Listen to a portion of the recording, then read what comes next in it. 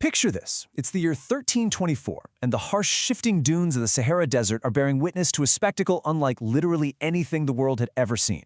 We are stepping back into an era where absolute global dominance didn't belong to the empires of Europe, but rather to the sprawling, incredibly vibrant heart of West Africa. Welcome to this explainer. Today we're diving into Mansa Musa, the king who distorted the world. We're looking at the story of a man whose unfathomable wealth didn't just define an empire, it actually crashed the global economy. We're going to explore exactly how he built his empire, the devastating economic ripples of his sheer generosity, and how his reign forces us to completely rethink everything we've been taught about world history. 60,000. I really want you to just let that immense number sink into your imagination for a second. 60,000 men. This wasn't the size of a thriving medieval city. This was the size of the personal caravan Mansa Musa brought with him on his pilgrimage to Mecca. He essentially brought an entire moving metropolis, marching right across the searing desert.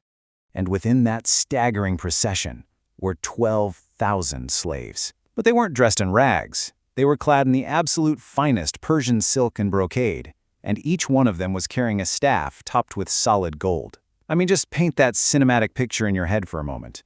A literal river of silk, gleaming gold, and thousands of men stretching for miles across the burning red sands of the Sahara. It was a highly calculated, high-gravitas display of power. He was broadcasting to the entire medieval world that the wealth of Africa was utterly unmatched. But it does beg the question, how was this staggering amount of wealth actually built? Okay, let's dive into part 1, the rise of Mali, the imperial cycle. So, to really understand the mechanics of all this wealth, we have to look at a fascinating historical concept known as the imperial cycle. You see, empires are inherently kind of unstable. They rise up, they absorb their neighbors, they overreach, and eventually, they fracture. The first great power in this region was the iron-working Ghana Empire, which dominated starting in the 8th century. But exactly as the imperial cycle dictates, by the 13th century, Ghana weakened and splintered apart. From those ashes, right around 1226 AD, the Mali Empire emerged under a leader named Sundiata Keita. And Mali didn't just replace Ghana, they swallowed up all its old dominions and seized total control of the incredibly lucrative trans-Saharan trade routes. Now, the geographic secret weapon behind their massive power was the Niger River. The Mali Empire wasn't just a kingdom built on sand. Its absolute lifeblood was this sweeping 4,000-kilometer river of rivers. This massive waterway flooded annually, creating a lush, fertile sickle-shaped zone that was more than 5 times the size of Egypt's Nile Valley. This turned them into an agricultural superpower, producing the massive surplus of food you need to sustain huge armies, bustling cities, and a completely booming economy. Which brings us to part 2, a river of gold, the mechanics of wealth. Right, so now that we've established the fertile foundation of the empire, let's talk about the gold. For centuries, there was this persistent European myth going around that claimed African kings were secretly hoarding a monumental, hidden mountain of gold. But the historical reality is actually far more brilliant than that. There was no single secret mountain. Instead, Mali's wealth came from a highly decentralized river of gold. During the dry season, when farming was pretty much impossible, thousands of part-time, seasonal prospectors would just go to the riverbanks to pan for gold dust. It was this incredibly efficient, widespread industry that made West Africa the world's top producer of gold long before the discovery of the Americas. And what's really interesting here is how they traded it. Because there were so many different languages spoken across the Sahara, they developed a fascinating, wordless mechanism called the silent barter. Here's how it worked. Foreign merchants would lay out highly prized goods, especially salt, which was absolutely crucial for preserving food. They'd beat these large drums and then completely withdraw out of sight. Then the local prospectors would emerge, place their gold dust next to the salt, and retreat.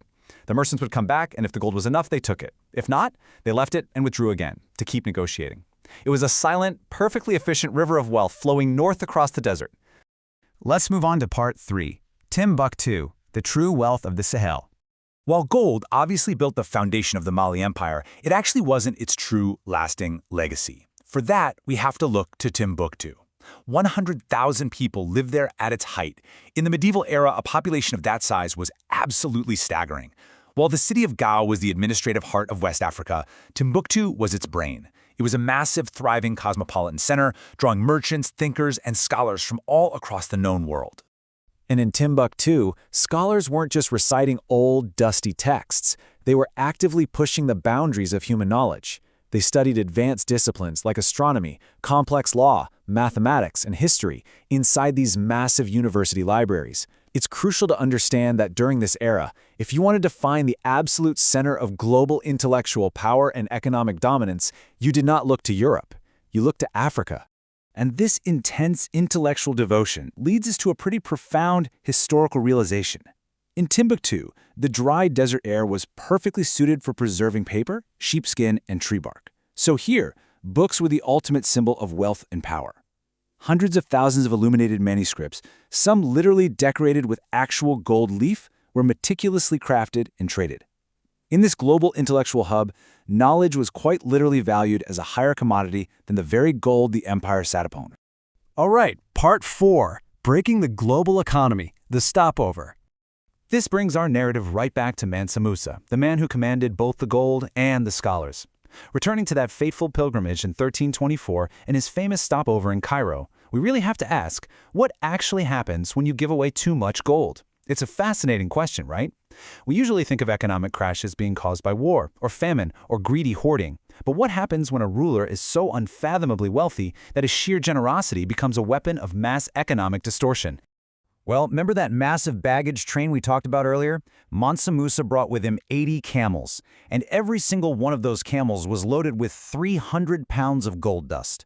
To put that into perspective for you, in today's market rates, that single luggage train carried the equivalent of roughly $500 million. $500 million. And the craziest part? He wasn't keeping it to himself. As he passed through Cairo, Medina, and Mecca, Mansa Musa handed out this gold freely to the poor, to local rulers, and to merchants in the markets. But this casual, overwhelming distribution of wealth completely broke the Middle Eastern economy. The sudden, massive influx of gold caused the metal's value to absolutely plummet. It triggered a devastating wave of inflation that crippled the Mediterranean economy for a full 10 years. Mansa Musa is literally the first and only man in recorded history to personally control and crash the global price of gold just by passing through town. So let's look at Part 5, Disrupted, Not Poor, the Modern Narrative Shift. When we step back and look at how a civilization this powerful has been remembered, or rather misremembered, it changes absolutely everything we've been taught. For centuries, a colonial narrative was pushed globally, asserting that Africa was historically poor, isolated, and lacked any complex civilization before the Europeans arrived. But the history of Mansa Musa, the Empire of Mali, and the brilliant scholars of Timbuktu powerfully dismantles that entire myth. The historical reality is that Africa was incredibly wealthy, economically dominant, and intellectually sophisticated. It wasn't poor. It was violently disrupted.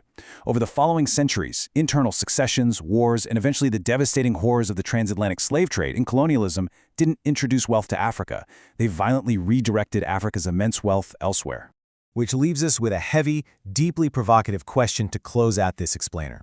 When we look at the sheer scale of the Mali Empire, the immense intellectual weight of Timbuktu, and a king whose wealth literally distorted the globe, why on earth isn't this universally taught?